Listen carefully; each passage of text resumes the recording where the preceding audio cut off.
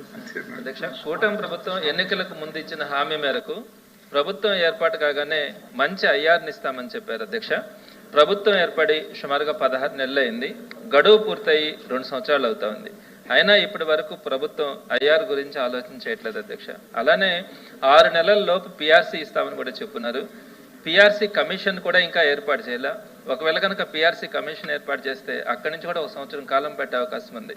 మరి పిఆర్సీని ఎప్పుడు ఇస్తారో కూడా ఎంప్లాయీస్ అంతా ఎదురు చూస్తూ ఉన్నారు అధ్యక్ష. అలానే డిఏల విషయం కూడా దేశంలో ఎక్కడా కూడా లేనట్టుగా మన దేశంలో ఇప్పుడు మన రాష్ట్రంలో 4 డిఏలు పెండింగ్లోకి వచ్చాయి అధ్యక్ష. 6 నెలలకు ఒక్కసారి ఇవ్వాల్సిన డిఏలు 16 నెలలైనా కూడా ఇవ్వలేదు కాబట్టి టోటల్గా 4 డిఏలు పెండింగ్లోకి వచ్చాయి అధ్యక్ష. అలానే పాత బకాయిలు కూడా చెల్లిస్తామని చెప్తున్నారు. కానీ పాత బకాయిలు తీర్చకపోగా కొత్త బకాయిలు కూడా సుమారుగా ఈ రోజుకి 30,000 కోట్లకి పాత బకాయిలు కూడా పెరిగిపోయినాయి అధ్యక్ష.